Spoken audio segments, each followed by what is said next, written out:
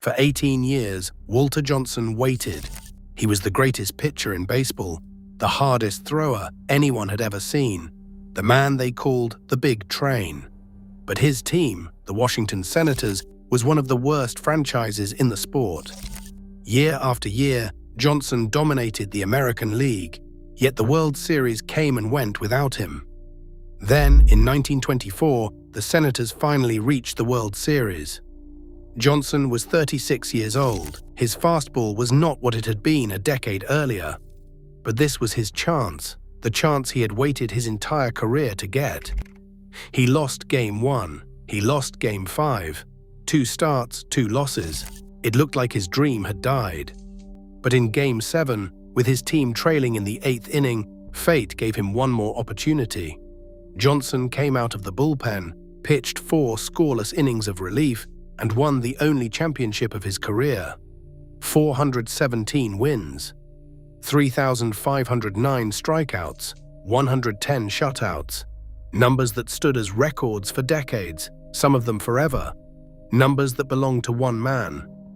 The farm boy from Kansas who threw harder than anyone who came before him. The gentleman who never argued with an umpire, never threw at a hitter, never complained about pitching for losing teams. Ty Cobb, the greatest hitter of that era, said Johnson's fastball hissed with danger and looked about the size of a watermelon seed as it flew past. This is his story. Walter Perry Johnson was born on November 6, 1887, on a farm 4 miles west of Humboldt, Kansas. He was the second of 6 children born to Frank and Minnie Johnson. The family worked 160 acres of prairie land, raising crops and livestock, living the hard life of farmers on the Great Plains. Walter grew up strong. He helped his father in the fields, hauling hay and driving horses, building the kind of muscular frame that would later allow him to throw a baseball harder than anyone had ever thrown one before. But Kansas was not kind to the Johnsons. Drought came year after year, withering crops and drying up dreams. By the time Walter was 13, his father had no choice but to sell the farm.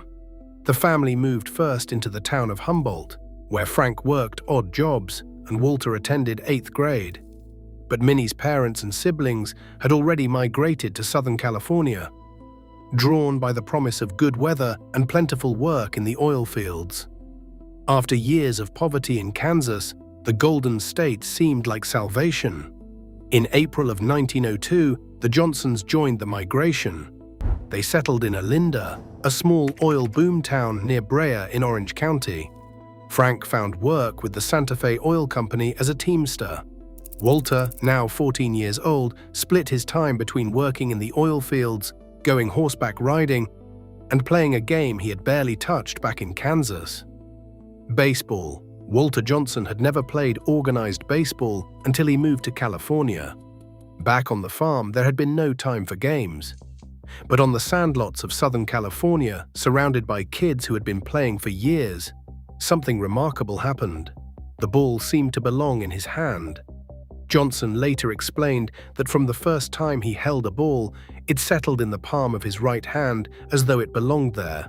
And when he threw it, ball, hand and wrist and arm and shoulder and back seemed to all work together. At 16, he started pitching for a boys' team sponsored by the local oil company. Shortly after his 17th birthday, he pitched his first game against adults. He attended Fullerton Union High School, where he once struck out 27 batters in a 15-inning game against Santa Ana High School. Word began to spread about the tall kid with the cannon arm. Johnson later attributed his remarkable durability to his late start in the game. While other pitchers burned out their arms throwing curves and breaking balls as children, Walter was building strength through honest labor. By the time he started pitching seriously, his arm was too strong to hurt. In the spring of 1906, Walter Johnson got his first chance at professional baseball. A former teammate arranged a tryout with Tacoma of the Northwestern League, but nature conspired against him. While he was traveling from California to the Pacific Northwest, the devastating San Francisco earthquake struck, nearly destroying the city and throwing the entire region into chaos. The Pacific Coast League looked to be on the verge of collapse. When Johnson arrived in Tacoma, the team's manager, Mike Lynch, expected to scoop up pitchers turned loose by failing Coast League clubs. He had no use for an unproven teenager from the oil fields. After just one exhibition game, Lynch released Johnson and offered some advice. He was not cut out to be a pitcher and should try his hand in the outfield instead. It was the worst scouting evaluation in baseball history. Johnson found his way to Weiser, Idaho, a small town in the semi-professional Southern Idaho League. He was given a clerical position with the local telephone company, with the understanding that his real job was to pitch for the town team every Sunday. The pay was $90 a week. There was plenty of time during the week for hunting and fishing in the nearby mountains. What Walter Johnson did in Weiser, Idaho, in the summer of 1907 became the stuff of legend. He went 14-2. He posted an earned run average of 0.55. He struck out 214 batters in 146 innings. He pitched 77 consecutive scoreless innings, including back-to-back no-hitters, one of which was a perfect game. The wire services began spreading stories about the Weiser wonder across the country. Joe Cantillon, manager of the Washington Senators, started receiving telegrams about the young phenom. He sent an injured catcher named Cliff Blankenship west to take a look. Blankenship watched Johnson pitch and immediately offered him a contract with the American League Club. Johnson was reluctant. He was 19 years old, comfortable in Weiser, unsure if he was ready for the big leagues. He demanded a train ticket back to California in case he did not make good. He insisted on wiring his parents for permission to sign. On July 22, 1907, a large crowd gathered at the Weiser train depot to see him off.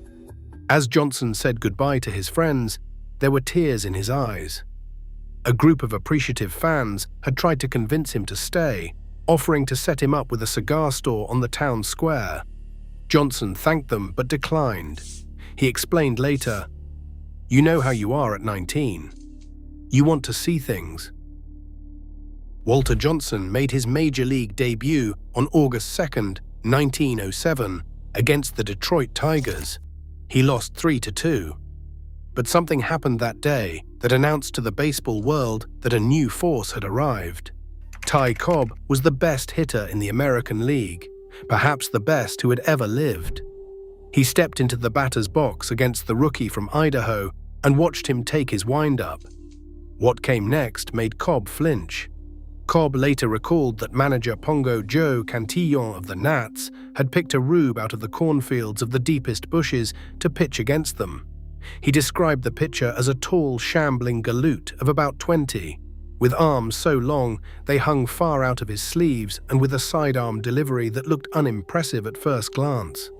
One of the tigers imitated a cow mooing, and they hollered at Cantillon, "Get the pitchfork ready, Joe Didi. Your hayseed is on his way back to the barn." Then Johnson threw his first pitch. Cobb said that the first time he faced him, he watched him take that easy wind-up, and then something went past him that made him flinch. The thing just hissed with danger. They could not touch him. Every one of them knew they had met the most powerful arm ever turned loose in a ballpark. Walter Johnson's fastball was unlike anything baseball had ever seen. He threw sidearm, not overhand like most power pitchers, and the ball seemed to explode out of his hand from an angle that made it almost impossible to pick up. Ring Lardner, the sports writer, joked that Johnson must have had a gun concealed on his person, because they could not believe he threw the balls with his arm. In 1917, a Bridgeport, Connecticut munitions laboratory attempted to measure Johnson's fastball using scientific instruments. They clocked it at 91 miles per hour. Johnson was not adequately warmed up for the test, and many who faced him believed he threw even harder in his prime. Some estimates put his velocity at 97 or 98 miles per hour, speeds that would be exceptional even by modern standards. Cobb faced Johnson for 21 seasons. He never forgot that first encounter. Cobb remembered it as just speed, raw speed, blinding speed, too much speed. Walter Johnson's fastball looked about the size of a watermelon seed, and it hissed at you as it passed. The Washington Senators were not a good team. In fact, they were one of the worst franchises in baseball, so hapless that a popular saying emerged: Washington, first in war, first in peace, and last in the American League. They had never finished higher than 6th place in the 8-team league when Johnson arrived. It did not matter. Walter Johnson was so dominant that he could win in spite of his teammates. In his second season, 1908, Johnson announced his presence with one of the most remarkable performances in baseball history. On Labor Day weekend, September 4th, 5th, and 7th, he started 3 consecutive games against the New York Highlanders. He shut them out in all 3, giving up just 6 hits in the first game, 4 in the second, and 2 in the third. 12 hits total over 27 innings, 3 complete game shutouts in 4 days. He was 20 years old. The nickname Big Train emerged around 1911, a reference to the fastest machines of the era. At a time when trains were the most powerful things known to man, the name fit perfectly. By the early 20s, it appeared regularly on sporting pages across the country. The wins kept coming. In 1910, Johnson won 25 games and led the league in strikeouts for the first time. In 1911, he won 25 again. In 1912, he went 33-12 with a 1.39 earned run average, posted a 16-game winning streak, and struck out 303 batters. His wins above replacement that season was 13.2, the second-best single-season total for any pitcher in the modern era. Then came 1913. Walter Johnson went 36-7. He posted an earned run average of 1.14. He struck out 243 batters. He threw 11 shutouts. He won the pitching Triple Crown, leading the league in wins, strikeouts, and earned run average. He was awarded the Chalmers Award, the equivalent of today's most valuable player. In one stretch, he won 14 consecutive games. His wins above replacement that season was 15. It remains the best single-season total for any pitcher since 1900. No one has come close. Not Pedro Martinez, not Randy Johnson, not Greg Maddux. Walter Johnson's 1913 season stands alone. Johnson won 20 or more games for 12 consecutive seasons, from 1910 through 1919, including 10 in a row. He led the league in strikeouts 12 times. He led the league in wins 6 times. He accumulated 10 full seasons with an earned run average below 2. He pitched with such efficiency that he rarely needed more than 90 pitches to complete a game. He completed 531 of his 666 career starts, a completion rate that seems almost unimaginable today. And he did it all for teams that routinely failed to score runs behind him. Johnson lost 65 games in his career because his team was shut out. His record in 1-0 games was 38 wins and 26 losses, both of which remain major league records. He won and lost more games decided by 1 run than any pitcher in history, because he so often had to pitch perfect baseball just to have a chance. His Hall of Fame plaque would later note that he pitched for many years with a losing team. It was the understatement of the century. What set Walter Johnson apart from every other great pitcher was not just his arm. It was his character. He was known as Sir Walter, the White Knight, and the Gentle Johnson because he conducted himself with dignity and grace that seemed almost impossible in the rough world of early baseball. He never argued with umpires. He never yelled at teammates who made errors behind him. He never cursed or drank or got into fights. Most remarkably, he never threw at hitters. This was an era when brushback pitches were a standard part of the game. Pitchers protected the inside of the plate by throwing at batters who crowded too close. But Walter Johnson, who threw harder than anyone alive, was terrified of hurting someone. He had seen what his fastball could do.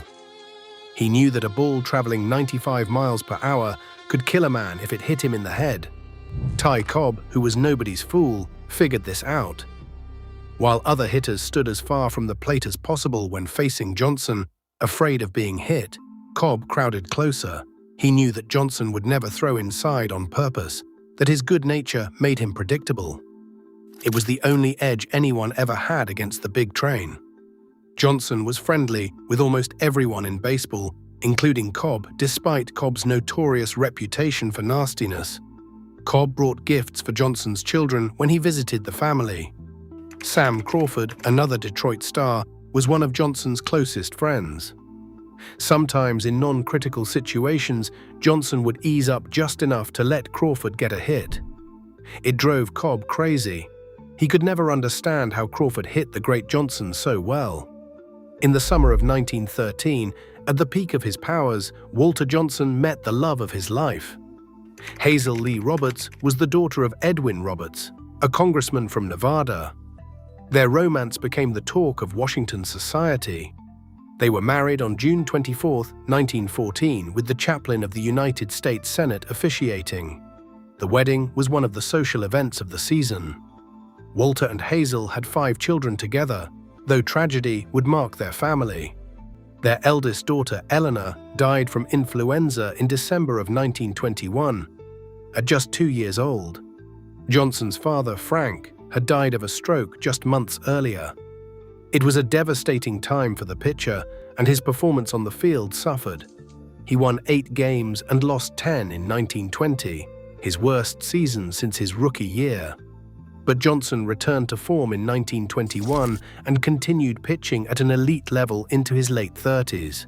He threw his only career no-hitter on July 1, 1920, against the Boston Red Sox.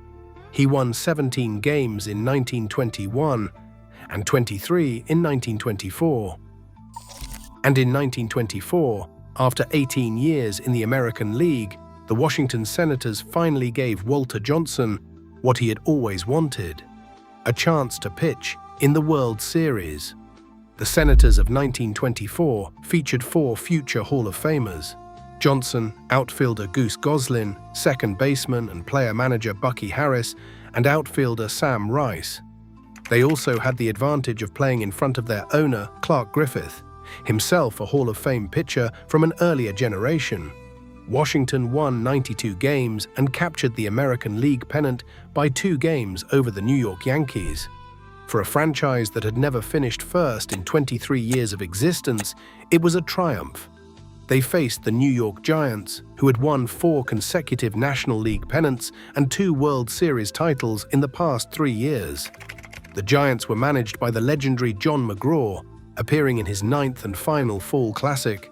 Everyone wanted to see Walter Johnson pitch in October. The big train was 36 years old, his fastball not quite what it had been a decade earlier, but he was still one of the best pitchers in baseball. He had won 23 games during the regular season and won the pitching Triple Crown for the 3rd time in his career. He had won his 2nd Most Valuable Player award. He had waited his entire career for this moment. In Game 1, Johnson took the mound against the Giants at Griffith Stadium.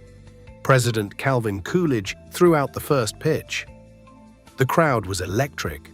Washington had never won a championship in any major professional sport. This was the first major professional sports championship ever contested by a Washington team. The city's hopes rested on the broad shoulders of their beloved pitcher. Johnson was magnificent. He struck out 12 Giants over 12 innings, matching a World Series record set by Ed Walsh in 1906. But the game went to extra innings, and in the 12th inning, Johnson finally tired. The Giants scored 2 runs. Washington answered with 1. Johnson lost 4-3, despite pitching one of the finest games of his life. He started Game 5 with the series tied at 2 games apiece.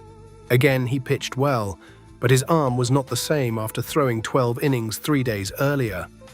He allowed 13 hits in 8 innings and lost 6-2. The Giants were 1 win away from their 3rd championship in 4 years. Walter Johnson had lost both of his starts. The Senators won Game 6 to force a 7th game. And that is when Billy Evans found Walter Johnson sitting alone in the clubhouse, his head bowed, wondering if his chance at glory had passed him by. Game 7 was played on October 10, 1924, at Griffith Stadium. President Coolidge was there again with his wife, Grace. The stadium was packed. The nation was watching. Washington's starter was Curly Ogden, an unheralded right-hander making his only World Series appearance. But it was a ruse. Manager Bucky Harris wanted the Giants to set their lineup against a right-handed pitcher, then switched to left-hander George Mogridge after just one batter.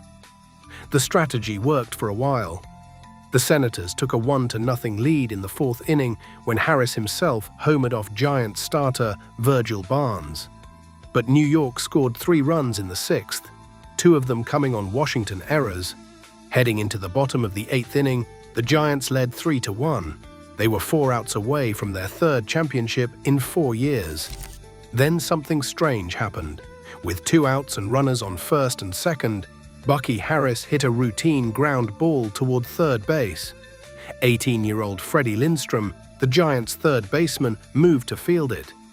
But the ball hit a pebble and took a bad hop, bouncing over Lindstrom's head into left field. 2 runs scored. The game was tied. In the 9th inning, Harris walked to the mound and called for his pitcher. The crowd rose to its feet. Walter Johnson was coming in from the bullpen. Harris told him, "You're the best we've got, Walter. We've got to win or lose with you." Johnson pitched the 9th inning. He pitched the 10th. He pitched the 11th. The Giants could not touch him. His arm, which had thrown 20 innings already in the series, somehow found new life. The fastball that had terrorized hitters for 2 decades was still there. In the bottom of the 12th inning, with 1 out and runners on first and second, Earl McNeely hit another ground ball toward Freddie Lindstrom. And again, impossibly, the ball hit a pebble and took a bad hop. It bounced over Lindstrom's head into left field. Muddy Rule raced home from second base with the winning run. Walter Johnson had won the World Series. The crowd stormed the field. Fans mobbed their hero. After 18 years, after all those losses on bad teams, after all those games when his teammates could not score a single run, Walter Johnson was a champion. Virgil Bentley, the Giants pitcher who took the loss, paid tribute to the man who had beaten him. Bentley said that if we, the Giants, had to lose, we are glad it was to old Walter. The Senators returned to the World Series in 1925, facing the Pittsburgh Pirates. Johnson won Games 1 and 4, pitching brilliantly. But in Game 7, pitching on short rest in a driving rainstorm, he was finally beaten. The Pirates scored 9 runs in the final 3 innings to win the championship. It was the last World Series game Walter Johnson ever pitched. He continued for 2 more seasons, winning 15 games in 1925 and 5 more in 1926, before requesting his release from the Senators after the 1927 season. He was 39 years old. His arm, which had never troubled him in 21 seasons, was finally worn out. On October 15, 1927, his request for an unconditional release was granted. His playing career was over. He left the game with records that seemed untouchable. 417 wins, second only to Cy Young's 511. Only 2 pitchers in history had ever won 400 games. 3,509 strikeouts, a record that would stand for 56 years until Steve Carlton, Nolan Ryan, and Gaylord Perry all passed him in the same season, 1983. 110 shutouts, a record that no one has come close to breaking and likely never will. The second-place finisher, Grover Cleveland Alexander, had 90. Pete Alexander had a Hall of Fame career, and he was still 20 shutouts behind Johnson. Walter Johnson's post-playing career was less successful. He managed the Newark Bears of the International League in 1928, getting his first taste of life in the dugout. Then he returned to Washington to manage the Senators from 1929 through 1932. His best season came in 1930, when the Senators went 94-60, finishing 8 games behind the Philadelphia Athletics. He managed the Cleveland Indians from 1933 through 1935. His overall managing record was 529 wins and 432 losses, a respectable mark, but one that never produced a pennant. The gentle nature that had made him beloved as a player worked against him as a manager. He was not aggressive enough, not demanding enough to get the most out of his players. The same kindness that prevented him from throwing at batters also prevented him from riding players who were not giving their best effort. Tragedy continued to mark his personal life. His wife, Hazel, died in August of 1930 from complications after suffering heat stroke during a long automobile trip from Kansas. She was just 43 years old. Johnson was devastated. He had lost his father, his young daughter, and now his wife within a decade. He never remarried. He raised his surviving children on his own. In 1936, Walter Johnson received the ultimate honor. He was elected to the Baseball Hall of Fame as part of its inaugural class, joining Ty Cobb, Babe Ruth, Honus Wagner, and Christy Mathewson as the Five Immortals. They were the first players ever chosen for permanent enshrinement in Cooperstown. Johnson received 189 votes out of 226 ballots cast, 83.6%. The formal induction ceremony was held in Cooperstown in 1939, with Johnson standing alongside the other legends of the game. Johnson retired to his farm in Germantown, Maryland. In 1938, he was elected as a Montgomery County Commissioner, continuing a lifelong interest in Republican politics. He was a friend of President Calvin Coolidge and remained active in civic affairs. In 1939, he served as a radio broadcaster for the Senators on station WJSV, bringing his gentle voice to a new generation of Washington fans. During World War II, he made several playing appearances in war bond exhibition games, including one where he served up pitches to his old friend Babe Ruth at Yankee Stadium. The two legends, aging and slower but still beloved, gave the fans one more memory. On February 22, 1936, George Washington's 204th birthday, Johnson gained national publicity for replicating a feat attributed to the first president. He threw a silver dollar across the Rappahannock River, proving that it could be done. Whether Washington ever actually performed the feat remained a matter of historical dispute. But Walter Johnson, with that legendary right arm, proved that it was at least possible. Walter Johnson died on December 10, 1946, at 11:40 in the evening. He was 59 years old. A brain tumor had been slowly killing him for months. He passed away in Washington, D.C., the city he had called home for 4 decades, the city that had loved him like no other athlete before or since. He was buried at Rockville Cemetery in Rockville, Maryland, next to his beloved Hazel. The tributes poured in from across the baseball world. Shirley Povich, the legendary Washington sports writer, captured what Johnson had meant. Walter Johnson, more than any other ball player, probably more than any other athlete, professional or amateur, became the symbol of gentlemanly conduct in the heat of battle. Today, a high school in Bethesda, Maryland, bears his name. The monument that once stood outside Griffith Stadium has been moved to its campus. The school's yearbook is called The Wind-Up. Its newspaper is called The Pitch. A statue of Johnson stands at Nationals Park alongside Frank Howard and Josh Gibson, watching over the team that inherited the legacy of the old Senators. In 1999, the Sporting News ranked Walter Johnson 4th on its list of the 100 greatest baseball players, the highest-ranked pitcher on the list. Later that year, he was elected to the Major League Baseball All-Century team. In 2020, The Athletic ranked him 7th on its Baseball 100 list. What made Walter Johnson the greatest pitcher who ever lived? It was not just the fastball, though the fastball was unlike anything anyone had ever seen. Ty Cobb faced Johnson for 21 years and never forgot the first time he saw that sidearm delivery. The ball exploding out of Johnson's hand, hissing past him before he could react. Ty Cobb said it was just speed, raw speed, blinding speed, too much speed. No pitcher before Johnson had ever thrown that hard. And for decades after he retired, none came close. It was not just the statistics, though the statistics remained staggering a century later. 417 wins, 3,509 strikeouts, 110 shutouts, 531 complete games, 12 consecutive 20-win seasons, 10 seasons with an earned run average below 2. Numbers that seemed impossible then and seem even more impossible now. In an era when pitchers rarely throw more than 6 innings in a start. It was the way he carried himself, the grace and dignity he brought to a rough game, the example he set for everyone who watched him play. He pitched for 21 years with one team, a franchise that was usually bad and sometimes terrible. He never complained. He never demanded a trade. He never pointed fingers at teammates who could not score runs or field ground balls. He simply went out every 5th day and gave everything he had. When he lost because his team failed to score, he accepted it. When he lost because a teammate made an error, he forgave it. He was loyal to Washington in a way that players today can barely comprehend.